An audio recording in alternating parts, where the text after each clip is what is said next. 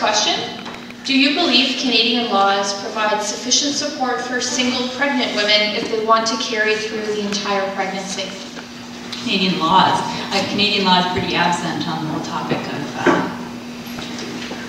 the Morgentaler decision created this huge vacuum, and so, but the result of a pro-abortion culture is definitely that there are not enough supports for women who would like to carry a pregnancy to term. I'm very, very firmly convicted on that notion as well, because it creates that environment, changes the whole environment. If you're really struggling through a pregnancy, some people, and grant you they're not the nicest people in the world, but they will immediately think, why didn't you have an abortion? So, I'm not a lawyer. I don't know about the legal environment that much, so move on. Is that what I get to do when they're written down? I can be flippant. So ready for the next one. So what is a good answer to give when women say that abortion as an option makes men and women economically equal? The 30-second sound bite. What is a good thing to say when it says abortion makes men and women economically equal? It's the notion that women and men are different to begin with. I fail to understand why you would make such a massive decision based on the economic principle alone. Obviously, in that environment, you're not going to get an opportunity to launch into your worldview, as I did tonight. But that kind of a question or a comment defaults to that position that men and women have to be exactly the same, they have to look exactly the same, they have to earn the same amount of money, otherwise they're not equal. And I reject that assumption.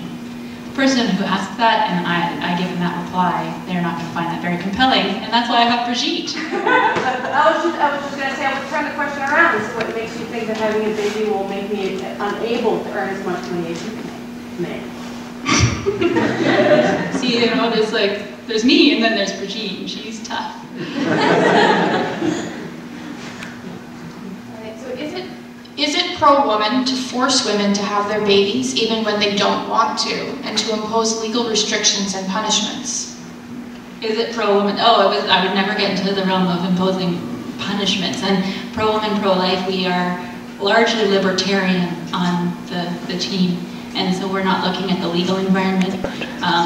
And I'm always asking women to consider their own hearts and souls and their position on abortion in a non-legal framework.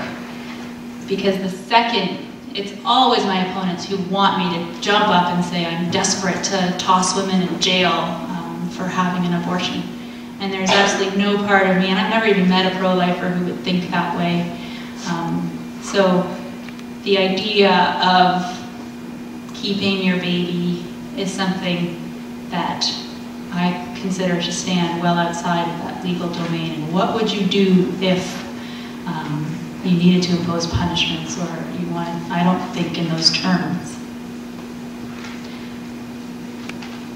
All right, so what is the reason that Morgentaler will not abort a full-term pregnancy? I think the exact quote is kind of interesting, something like he's in the business of aborting fetuses before they become babies. That's not a word-for-word quote. You'll have to go and do your requisite Googling, but it's something along those lines that even Morgentaler recognizes that the third trimester is when a baby is even more baby-like.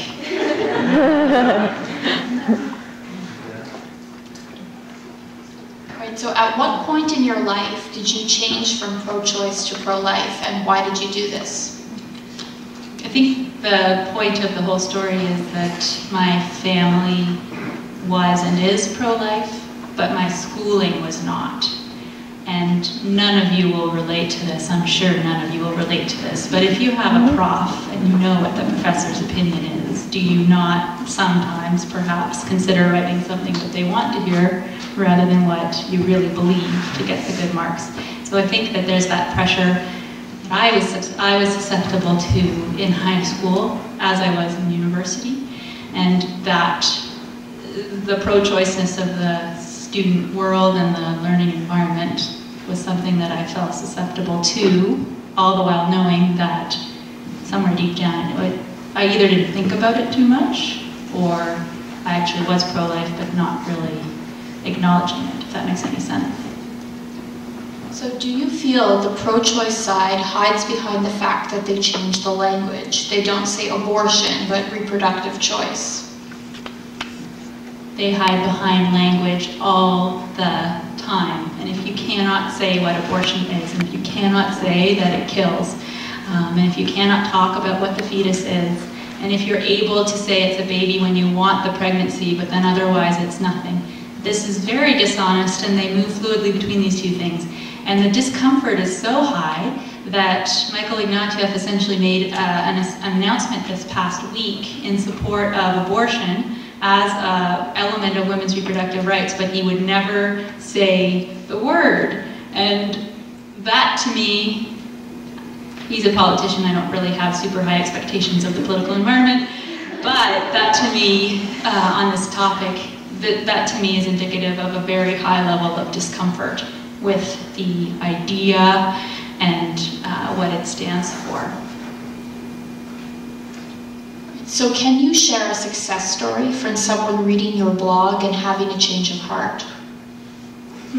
That would be nice. I get more of the emails that I described that I read. And I get a lot of emails, people who feel encouraged that we exist. I don't think I've ever gotten an email that said, because I started reading pro-woman, pro-life, now I am pro-life. Thank you. Thank you. No, I don't think I've ever gotten that.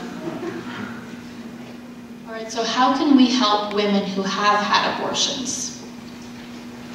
I function in a political environment, and I speak and I lecture, and then on the other side of this are counselors who are doing the difficult work of counseling women in varying stages, post-abortive stages. I am not the person to speak about that, and when I did once speak before a group actually of counselors at a different conference, the De Weber Institute, I actually made it clear that they're for the woman who is considering abortion or the woman who has just had an abortion. There isn't that much takeaway in the work that I'm doing. It's really, that's the different plane, and that's the plane, the trauma, the personal trauma, and so I would put that person onto a counselor.